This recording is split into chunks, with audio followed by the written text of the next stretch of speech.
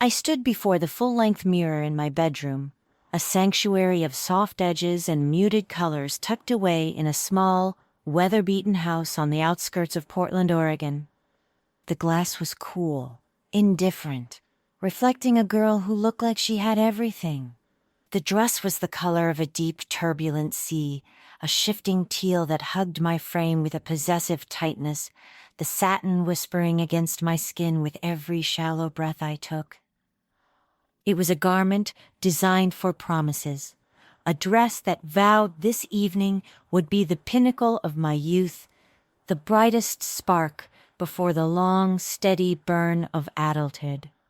My hair had been coerced into soft, cascading waves that rested against my collarbone, heavy with hairspray. My makeup was a masterpiece of concealment. Foundation to hide the pallor, blush to feign a vitality I didn't possess, and mascara to frame eyes that felt too old for 17. On the floor, my heels caught the light of the bedside lamp, glittering like crushed diamonds. Everything was technically perfect. It was a tableau of a teenage dream. But inside the cage of my ribs, a terrible silence reigned. It wasn't the silence of peace, the kind you find in a library or a church. It was a predatory silence. It was a vacuum, a pressurized void that seemed to be actively siphoning the oxygen from my lungs, leaving my chest aching and hollow. I knew what the calendar said. Today was prom. It was the night, the cultural milestone we are spoon-fed from the moment we are old enough to watch teen movies. It is supposed to be the night that brands itself onto your memory forever, a montage of dancing until your feet bleed, laughing until your stomach hurts, kissing under a canopy of artificial stars, and feeling the electric certainty that the world is wide open and waiting for you. I stood there, waiting for the spark. I waited for a flutter of excitement, a pang of nervousness, even a shred of vanity. I felt nothing. Absolutely nothing. It was as if my emotional nerve endings had been cauterized. There was no joy, no anticipation, no fear. Just a vast, arid landscape of gray. The door creaked open. My mother leaned in, her face flushed with a vicarious thrill. She looked at me with eyes that saw only the surface. "Emily," she breathed, her hands coming together in a clap she tried to suppress. "You look breathtaking. Absolutely stunning. Everyone is going to be floored." I watched her reflection in the mirror. I saw the pride in her eyes, the way she was already mentally framing this moment. I nodded, the muscles in my cheeks twitching as I forced them upward into a shape that resembled a smile. It felt like lifting weights. "Thanks, Mom," I said, and I was surprised by how steady my voice sounded, how easily the lies slid out. But beneath the layer of foundation, beneath the skin, a quiet, insidious voice began its monologue. It was a voice I knew better than my own. "You are a fraud," it whispered, sliding through my thoughts like oil. "You are ugly, you are broken, you are unwanted, you are just playing dress up." When I finally walked out of the front door, the cool air of late May hit me, a sharp contrast to the stifling heat of the house. It was a classic Oregon spring evening, the air thick with moisture, smelling of damp earth and blooming rhododendrons. The sunset was putting on a show, streaking the sky with violent bruises of purple and burning orange, a display of beauty that felt almost aggressive. The neighborhood was alive. Down the street, I could hear the slamming of car doors, the high-pitched shrieks of girls adjusting their corsages, the nervous laughter of boys in ill-fitting tuxedos. The world was vibrating with life. But I felt like an astronaut untethered from the ship, drifting slowly away into the dark. I felt alien. It was as if the entire universe had received an invitation to a magnificent party, a celebration of existence, and I was the accidental guest, the glitch in the system who had wandered in through the back door. I climbed into the passenger seat of Jake's sedan. The leathers, I showed him to the presents. He sat there on my feet. I was just witch. I cried. I knew that the whisper was full of calmness and love, and the seed in which I went fell unwheeled. And finally, I saw the whisper of rising back. Jake knew what to me. I saw. His palm was warm, his grip firm. "You look incredible, Em," he said, his eyes scanning my face, searching for a reflection of his own excitement. He started talking, a stream of consciousness about the dinner plans, the DJ, the after party. He spoke about how long he'd waited for this, how he'd practiced dancing in his room so he wouldn't step on my toes during the slow songs. I watched his lips move. I saw the way the dashboard lights played across his cheekbones. I heard the cadence of his voice, the rise and fall of his enthusiasm. But the words didn't land. They were just sound waves washing over a stone. I was observing him from behind a thick pane of glass. I wanted to squeeze his hand back, to tell him I was excited too. But the connection between my brain and my hands seemed to be severed. I saw his smile, I heard his laugh, but I couldn't feel them. As we pulled up to the school, the transformation was jarring. The familiar brick building, usually a place of deadlines and lockers, had been draped in fairy lights and streamers. It pulsed with music that I could feel vibrating in the floorboards of the car. Groups of students in shimmering satin and matte black tuxedos were clustering near the entrance. A sea of movement and noise. They were taking selfies, hugging, screaming with laughter. They looked radiant. They looked alive. My heart didn't flutter. It contracted. It squeezed tight, a painful spasm of dread. I looked at them, these creatures of light and joy, and I felt like a shadow stitched to the pavement. I knew the script. I knew that ahead of me lay a night I was supposed to remember for the rest of my life. But as I stared at the gymnasium doors, a cold realization settled in my gut, heavy as lead. This night would not be a celebration. It would be a gauntlet.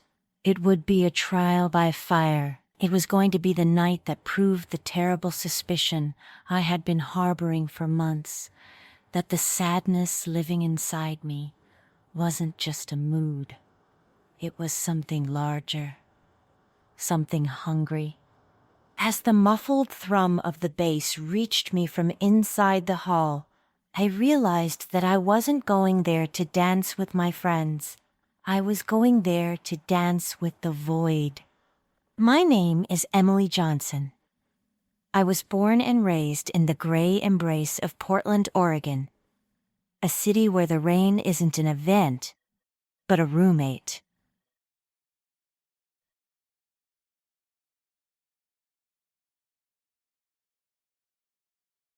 It's a place where the sky is a perpetual canvas of slate and charcoal, and the scent of roasting coffee beans is the city's actual oxygen.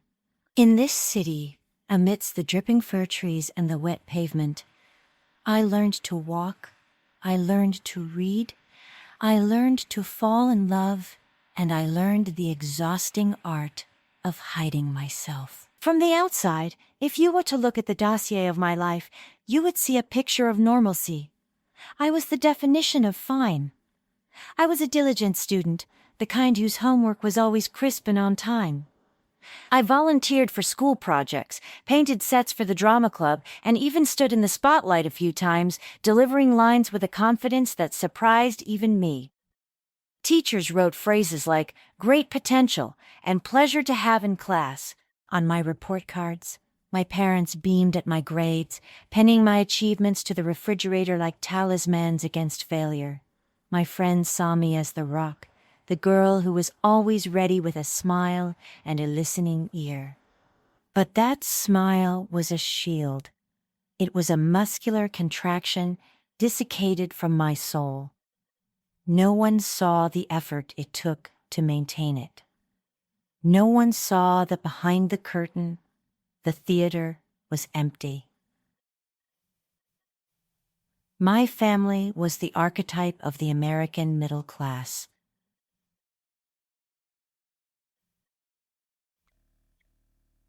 My father was a structural engineer, a man who spent his days calculating loads and stresses for bridges, ensuring things didn't collapse. My mother was a nurse in the ER, a woman capable of incredible triage and practical compassion. They loved me, fiercely, I think, but their lives were a blur of shifts and blueprints. They were present, but often distracted. I never blamed them for it. I knew they were working for us. But their busyness created a space, a quiet zone, where I existed alone. I spent countless evenings in my room, the only light coming from my laptop or the street lamp outside, listening to the rain hammer a relentless rhythm against the roof. In those hours, the loneliness felt physical, like a second skin I couldn't peel off. Then there was Jake. We met sophomore year, in a hallway collision of cliches. He actually helped me pick up a stack of dropped textbooks. He was the golden retriever of human beings, kind, attentive, unfailingly optimistic. He had a way of looking at me that made me feel seen, or at least made me feel like I was worth seeing. He could make me laugh, a genuine sound that surprised me. But even with Jake, even when his arms were wrapped around me and his breath was warm against my neck, I felt the draft.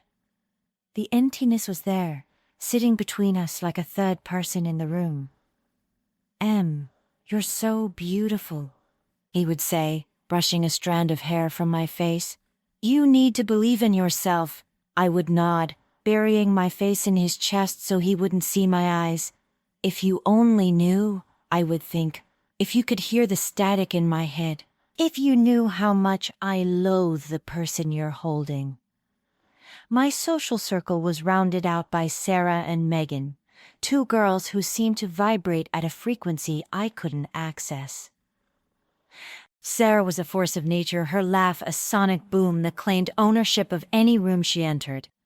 Megan was the socialite, the planner, the girl who thrived on adrenaline and attention. I loved them, but being around them was exhausting. I was the quiet observer, the one sitting in the corner of the booth at the diner, nodding along, mimicking their energy, while my internal battery drained to zero. I perfected the art of looking comfortable while feeling like I was suffocating. Inside me, there lived a shadow. It wasn't a demon or a monster. It was something more subtle. It was a filter that turned the world gray. It appeared without warning. I would be looking in the mirror and suddenly my reflection would seem distorted, grotesque. I would get an A on an essay, and the shadow would whisper, "They just felt sorry for you." A stranger would compliment my outfit, and the shadow would sneer. "They're lying." The voice was relentless. "You don't deserve this air. You are taking up space. You are broken." I tried to fight it. God, I tried. I bought leather-bound journals and filled them with jagged, desperate handwriting, trying to bleed the poison out onto the paper. I blasted music through my headphones until my ears rang, trying to drown out the internal monologue with bass and drums. I tried meditation apps, breathing exercises, positive affirmations, but it was like trying to stop a tidal wave with a paper shield. The relief was always temporary. The water always came back. As graduation approached, the buzz about prom became a deafening roar. It was the only topic of conversation. Dresses, limos, corsages, after parties. For Sarah and Megan, it was the victory lap of high school. For Jake, it was a romantic culmination of our relationship. For me, it loomed like an execution date. I knew what was expected. I had to put on the mask. I had to perform happiness one last time for the audience. Earlier that evening, 3 hours before Jake arrived, I had sat on the edge of my bed, staring at the teal dress hanging on the closet door. It looked like a costume for a play I didn't want to be in. A thought had seduced me. Just don't go. Call him. Say you have the flu. Say you're throwing up. Just stay here in the dark. But then I pictured my mother's face. I heard her voice, echoing from 1,000 conversations. Emily, you only get one prom. You have to be there. You'll regret it if you miss it. So I decided to go. I forced my body into motion. But deep down, in the marrow of my bones, I knew this wasn't going to be a party. This was going to be the breaking point. This was the night the shadow would finally step out of me and take the wheel. The gymnasium had been transformed into a cavern of sensory overload. The air was hot and heavy, thick with the smell of hundreds of bodies, cheap cologne, hairspray, and the metallic tang of balloon latex. The music was a physical force, the bass pounding against my ribcage, trying to force my heart into a rhythm that wasn't its own. Strobing lights sliced through the darkness, red, blue, green, illuminating faces and grotesque frozen flashes. Everyone looked manic. My classmates were jumping, screaming the lyrics to a pop song, their arms thrown up in a collective surrender to the beat. It was a scene of pure, unadulterated energy. I stood at the entrance, my hand clutching Jake so hard my knuckles were white. I was trying to arrange my face into a smile, but the muscles felt paralyzed. Inside, my organs felt like they were tying themselves into knots. A cold, invisible vine was wrapping around my lungs, tightening with every beat of the music. Let's go!" Jake yelled over the noise, leaning close to my ear. His face was flushed, his eyes shining with a terrifying amount of joy. "I want the first slow dance with you. Come on!" He tugged gently on my arm, pulling me toward the center of the floor, toward the swirling mass of humanity. Panic, sharp and sudden, spiked in my chest. It wasn't just nervousness, it was terror.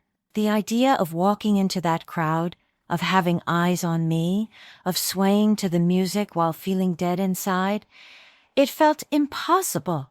It felt like walking off a cliff. Dance? The voice in my head shrieked, "Here? Now? You can't! Look at them. They belong here. You are a contagion.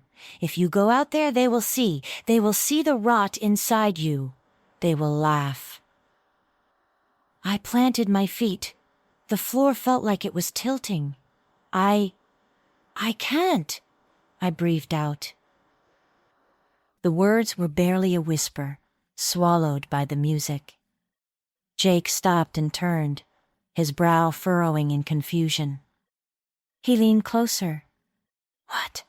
I didn't hear you." "I can't," I said louder, my voice cracking. He frowned, the smile faltering. "What do you mean you can't? It's prom. We've been talking about this for months. This is our song, coming up." I felt the tremors start in my hands and travel up my arms. I wanted to explain. I wanted to say, "Jake, the air's too thick, and I feel like I'm drowning, and I don't know who I am anymore." But the words lodged in my throat, a hard, jagged lump. I shook my head, a jerky, mechanical motion. "I'm sorry," I whispered. I yanked my hand out of his grip. The loss of contact was shocking, like a snapped wire. I saw the hurt flash across his face, a raw, open wound, but I couldn't deal with it. I couldn't comfort him. I had to get away. I turned and walked, fast, toward the refreshment tables, weaving through the crowd, keeping my head down. I felt like I was running a gauntlet. Every laugh I heard sounded like it was directed at me. Every whisper felt like a judgment. "Look at her," the shadow hissed, running away, pathetic. I reached the table and grabbed a plastic cup of punch, my hand shaking so badly the red liquid sloshed over the rim and stained my fingers. I stared at the stain, watching it drip, trying to focus on that one small physical reality to keep from screaming. Across the room I saw Sarah and Megan. They were in the center of a circle, spinning, their heads thrown back, mouths open in laughter. They were radiant. They were whole. I felt a pang of jealousy so strong it made me dizzy. Why was it so easy for them? Why was happiness their default setting, while I had to fight just to exist? Jake appeared at my elbow. He hadn't given up. Of course he hadn't. He was too good. He said, his voice softer now, laced with concern but also a distinct edge of frustration. "What is going on? You're acting weird. You wanted this night." I looked up at him. The strobe lights caught his face, blue, then darkness, then red. I saw his smile was completely gone. In his eyes I saw the reflection of my own failure. I realized then that I hadn't just ruined a dance. I was ruining the memory. I was poisoning his night with my darkness. I don't feel well," I lied again. But was it a lie? My body felt brittle, my head was pounding, my soul felt sick. Is it the food? "Do you need to sit down?" No, I backed away, putting more space between us. I need a minute." He sighed, a heavy, deflating sound. He looked over his shoulder at his friends, who were waving him over. Okay, take a minute. I'll be over there." He walked away.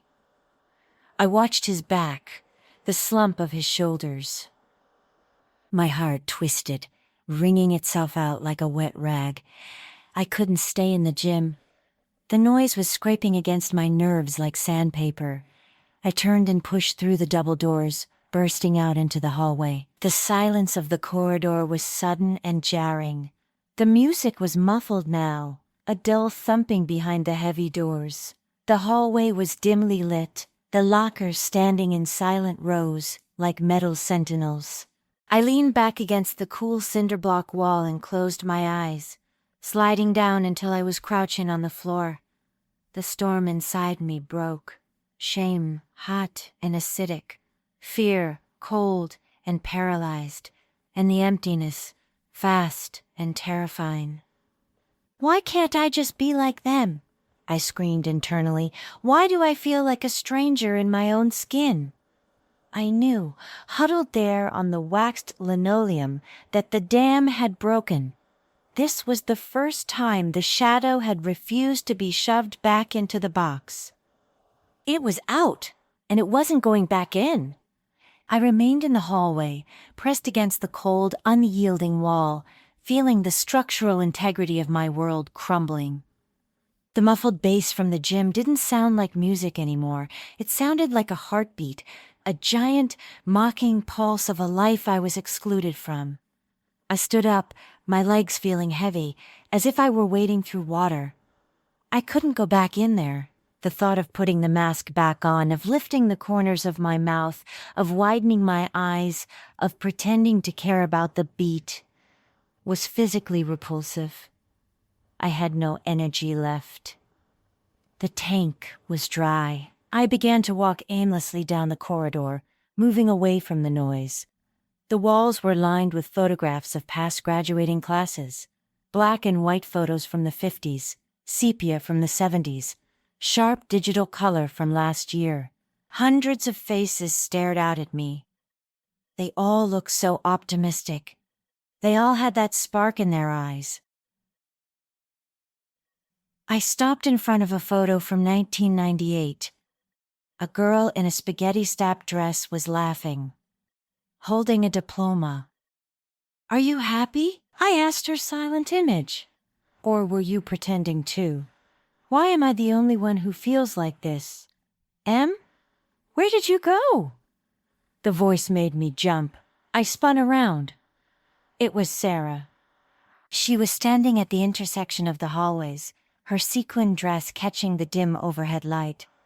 She looked flushed, her hair slightly messy from dancing. She walked toward me, her heels clicking loudly on the tiles. She peered into my face, her expression shifting from annoyance to concern. "Are you okay?" she asked. You look like a ghost." I tried to summon the reflex. I tried to smile, but my face felt frozen. The best I could manage was a grimace. "I'm fine," I said, the automatic response coming out robotic. "Just wanted some quiet. It's loud in there." Sarah frowned, crossing her arms. "It's prom, Em. It's supposed to be loud. Jake is looking for you. He's freaking out a little. He thinks he did something wrong. Come on, everyone is waiting for you. Everyone is waiting." The pressure of those words, the weight of their expectations. I shook my head, stepping back. No, I can't go back in. "What? Don't be dramatic," Sarah laughed nervously, reaching for my hand. "Come on, they're playing that Beyoncé song you like." I pulled my arm away sharply. "No, Sarah." I said I can't. The snap in my voice surprised us both. Sarah recoiled, hurt flashing in her eyes. She opened her mouth to speak, but I didn't give her the chance. I turned and walked away, faster this time.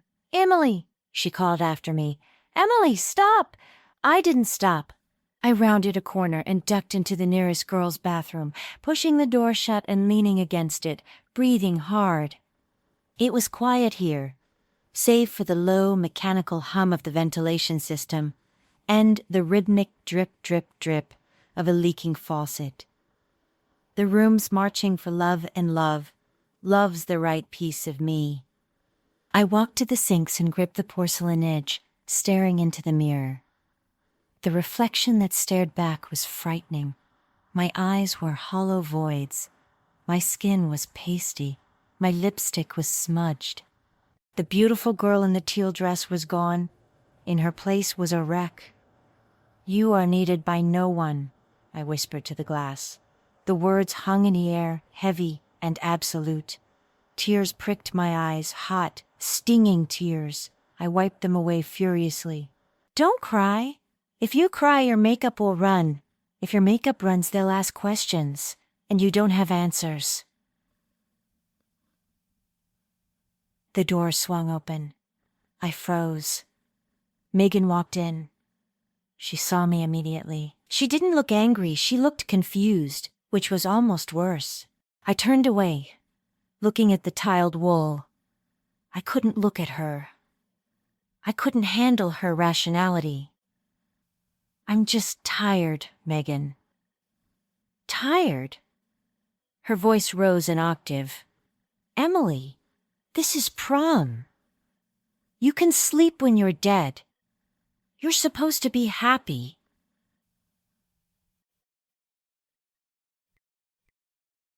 "This is the best night of our lives."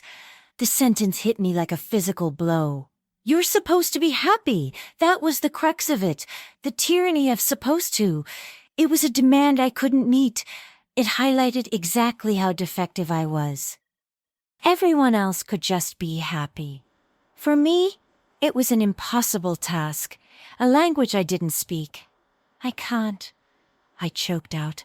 I didn't wait for her reply. I shoved past her, bursting out of the bathroom. I heard her calling my name, her voice mixing with Sarah's in the hallway, but I broke into a run. I ran past the gym doors, past the banners, past the chaperones who looked up in surprise. I hit the push bar of the exit doors and stumbled out into the night. The shock of the air was immediate. It had started to rain, a classic Portland drizzle that was rapidly turning into a downpour. The cold water hit my bare arms and face, mixing with the sweat of panic. I stood there on the concrete, shivering. I looked back at the school. Through the windows, I could see the flashing lights. I could see the silhouettes of people jumping and dancing. It looked like a terrarium of happiness, a sealed world that I had been expelled from. I was outside. They were inside. The separation was absolute. I realized then that I couldn't go back. I couldn't fix my makeup and apologize and pretend it was just a headache. The mask was shattered on the floor. I couldn't be part of their world. I turned my back on the lights and the music. I began to walk into the darkness. Every step away from the school echoed in my head. I wasn't just walking away from a dance. I was running away from the girl they thought I was. I was running for myself. I walked through the empty streets of Portland, the hem of my expensive teal dress dragging through puddles, absorbing the dirty rainwater. The rain was coming down in sheets now, a relentless torrent that soaked my hair, plastering it to my skull, and washed the expensive foundation from my face. I didn't care. The cold was grounding. It was real.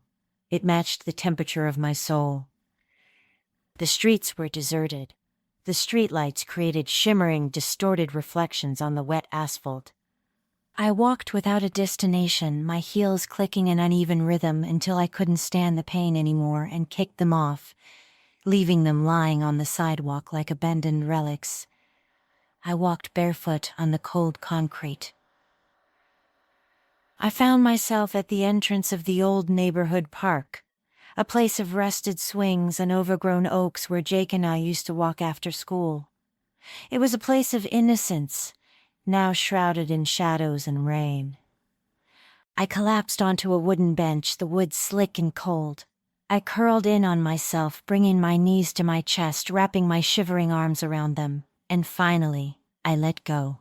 I cried. Not the polite, silent weeping I did in my bedroom, but ugly, guttural sobbing. I wailed into the rain, the sound tearing from my throat. "What is wrong with me?" I gasped between sobs. "Why can't I be normal?" My mind began to spin, a carousel of memories flashing before my eyes, illuminated by the lightning of my despair. I saw myself in 8th grade, at a sleepover. Everyone was giggling, watching a movie, eating popcorn. I was sitting on the sleeping bag, feeling a profound, inexplicable grief, feeling like I was watching them through a telescope from Mars. I saw myself in 10th grade, standing on a stage, holding a certificate for the honor roll.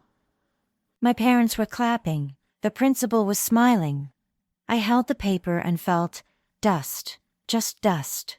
No pride, no joy, just the thought I fooled them again.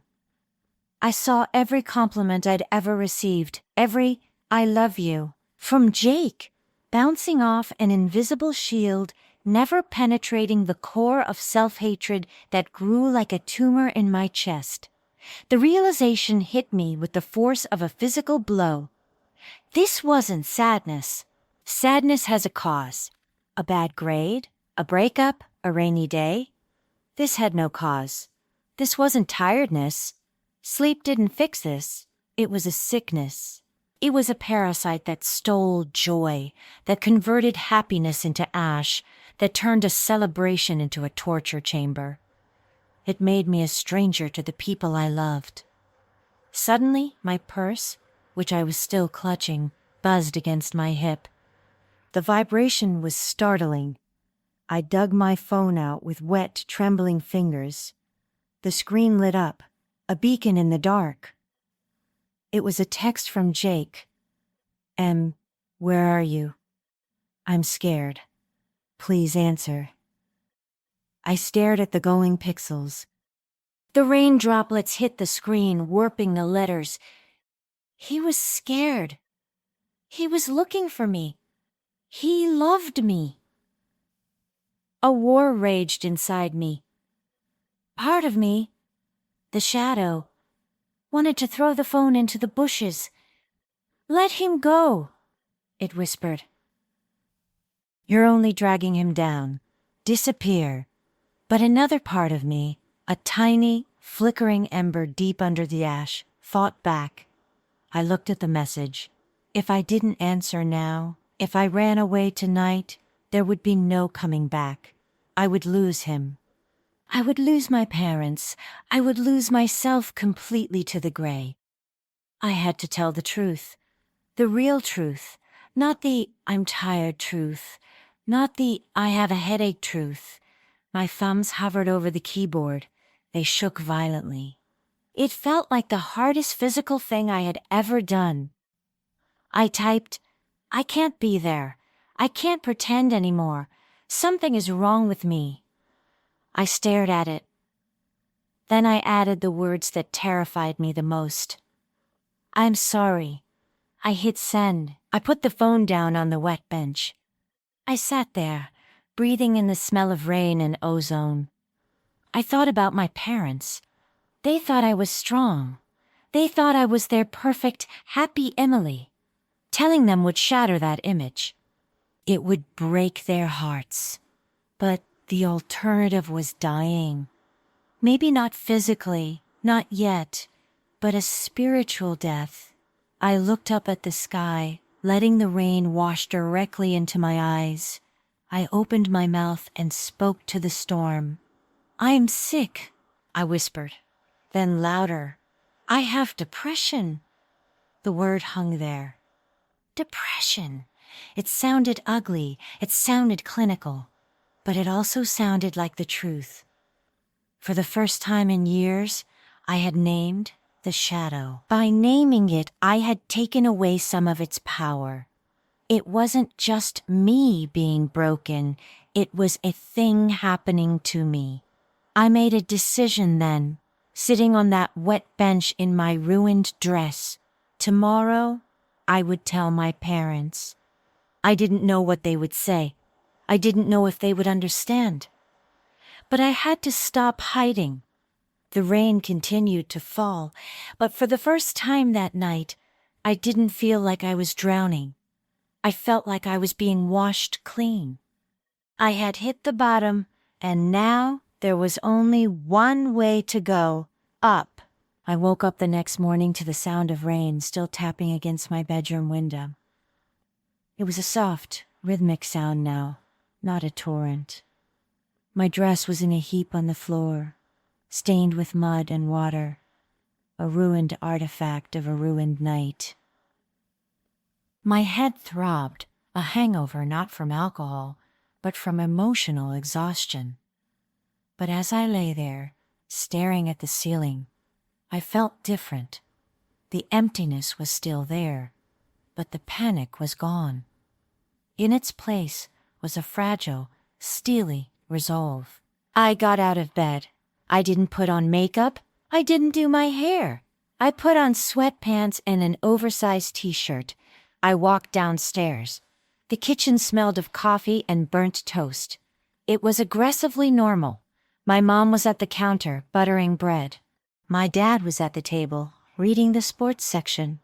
They looked up as I entered. They smiled, expecting to hear stories about the dance, expecting to see photos on my phone. "Morning, honey," Mom chirped. "How was it?" "Did you guys have the time of your—" She stopped. She saw my face. She saw the red, swollen eyes, the lack of a mask. The room went silent. The only sound was the refrigerator humming. "Mom, Dad," I said. My voice was small, trembling like a leaf. "I need to tell you something." My dad folded the paper slowly. My mom put down the knife. They gave me their full attention. I took a deep breath, filling my lungs with the kitchen air. I started and then corrected myself.